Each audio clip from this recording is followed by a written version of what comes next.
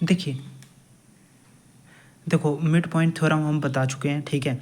ये क्वेश्चन को ना हम इसका वीडियो बना करके भेज रहे हैं, ठीक है। देखो ये पहला क्वेश्चन है मिड पॉइंट थ्योरम पर। लिखा क्या है, लिखा है in triangle A B C, ठीक है, D E and F are respectively the mid point of side A B B C and C A, ठीक है। तो देखो यहाँ पर एक ट्राइंगल दिया हुआ है ए बी सी, ठीक है, और डी ई एफ जो है वो मिड पॉइंट है किसका, साइड ए बी का, बी सी का और ए सी का रिस्पेक्टिवली, ठीक है। मतलब कि जो फर्स्ट में आया वो फर्स्ट वाला उसका दिया हुआ है।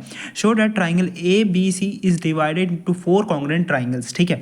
हमको शो करना है कि ये जो ट्राइंगल ए बी सी जो है वो 4 कॉन्ग्रुएंट ट्राइंगल में डिवाइड हुआ है, ठीक है, by joint D E and F. जब हम लोग डी ई एफ तीनों मतलब कि साइड को जब ज्वाइन करते हैं तो ये ट्राइंगल जो है 4 कॉन्ग्रुएंट ट्राइंगल में डिवाइड हुआ है, मतलब 4 छोटे छोटे कॉन्ग्रुएंट ट्राइंगल में। मतलब कि हमको ये प्रूफ करना है कि ये जो ट्राइंगल 1 है, ट्राइंगल 2 है, ट्राइंगल 3 है और ये ट्राइंगल 4 है, ये चारों जो है वो आपस में क्या है, कॉन्ग्रुएंट है, ये हमको प्रूफ करना है, ठीक है। तो सबसे पहले हम लोग गिवन में क्या लिखेंगे, गिवन में लिखेंगे given a triangle A B C in which D E and F are the mid point of side A B B C and A C respectively, ठीक है। तो वही लिखा हुआ given a triangle A B C in which D E and F are the mid point of side A B B C and C A respectively, ठीक है। To proof triangle, ये 4 triangle मतलब कि हम यहाँ पर क्या बोलेंगे, ट्राइंगल ए डी एफ, ठीक है, is congruent to triangle DEF, is congruent to triangle DBE, is congruent to triangle FEC, ठीक है। इस तरीके से हम लोग चारों ट्राइंगल को हम लोग क्या प्रूफ कर रहे हैं कि कॉन्ग्रुएंट प्रूफ करना है। चलो प्रूफ करते हैं। तो प्रूफ करने से पहले हम समझाते हैं कि कैसे प्रूफ करेंगे। अच्छा, जैसे कि हमको पता है मिड पॉइंट थ्योरम किस पर लगता है, ट्राइंगल पर लगता है, और ये भी क्या है, ट्राइंगल है, और उसमें क्या दिया रहता है, मिड पॉइंट दिया रहता है, किसी 2 साइड का मिड पॉइंट दिया रहता है। तो हम लोग क्या बोलते हैं, जब अगर कोई ट्राइंगल है, ठीक है, जैसे कि यहाँ पर ये मिड पॉइंट थ्योरम था, ठीक है। मिड पॉइंट थ्योरम क्या रहता है कि अगर किसी 2 साइड का, ठीक है, अगर किसी 2 साइड का अगर मिड पॉइंट दिया रहता है तो हमको क्या शो करना रहता है, हमको शो करना रहता है कि जैसे कि देखिए यहाँ पर एन और टी अगर मिड पॉइंट है साइड ए बी और ए सी का, ठीक है, तो मिड पॉइंट थ्योरम के हिसाब से क्या हो जाएगा कि एन टी जो लाइन है वो बी सी के पैरेलल हो जाएगा और उसके हाफ भी हो जाएगा।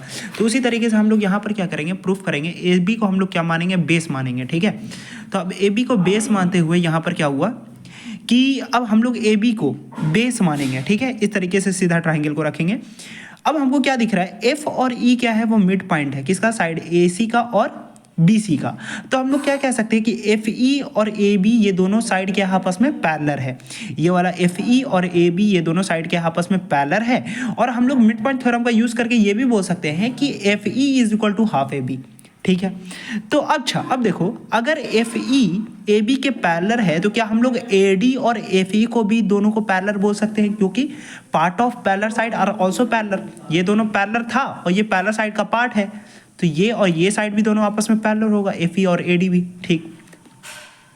अच्छा, और हम लोग एफ ई और ए डी को क्या इक्वल भी बोल सकते हैं, कैसे, F E is equal to half A B, ठीक है।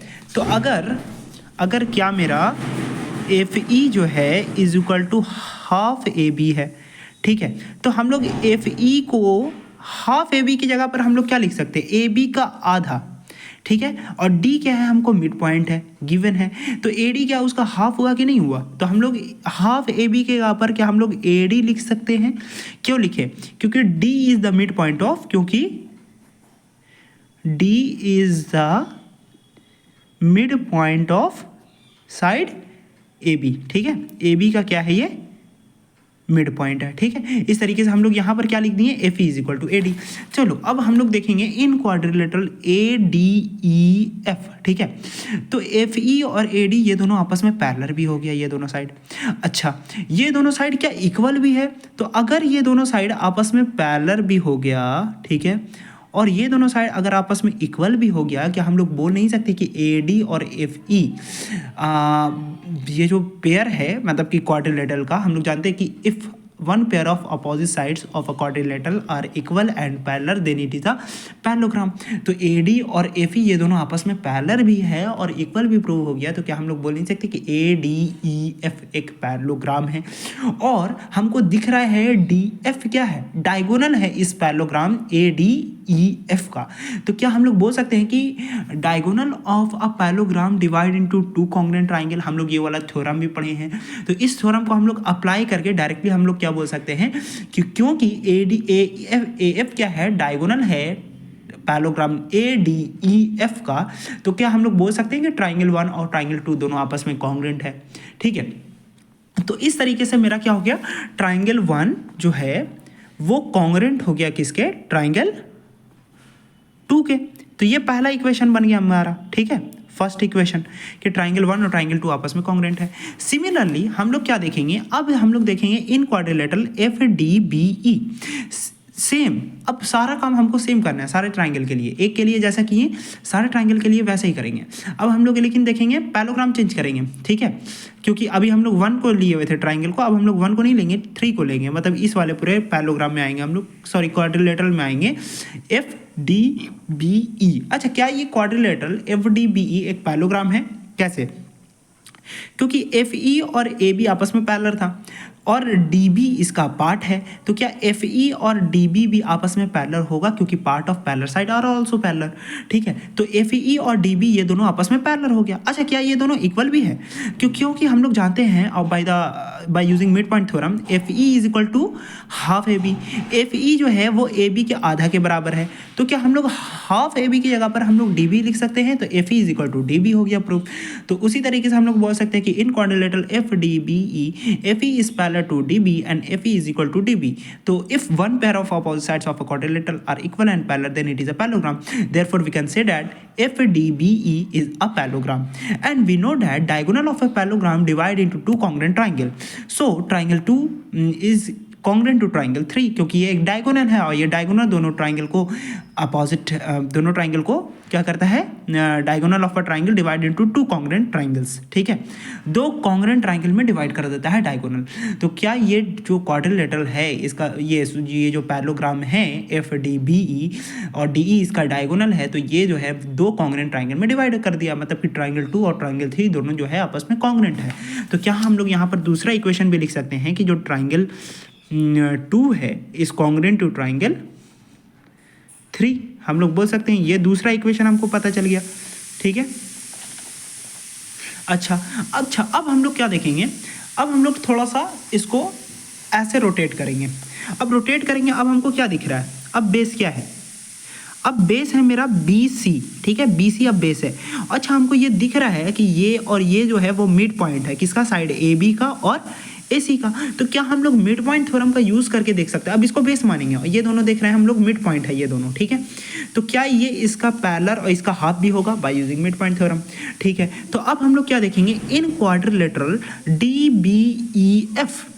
DBEF में हम लोग देखें तो क्या ये मतलब कि FD और BC आपस में पैरेलल होगा by using mid point theorem, and FD is equal to half BC। ठीक है, तो क्या FD और BC आपस में पैरेलल है, तो क्या हम लोग ये भी बोल सकते हैं कि FD और BE आपस में पैरेलल होगा, क्योंकि part of parallel side are also parallel. तो मेरा क्या हो गया कि FD और BE ये दोनों आपस में पैरेलल हो गया। अच्छा, FD is equal to half BC। ठीक है, FD is equal to half BC। अच्छा, तो क्या हम लोग हाफ BC की जगह पर हम लोग सिर्फ BE लिख सकते हैं, क्योंकि E मिड पॉइंट है और BC का आधा मतलब BE है ना, हाफ।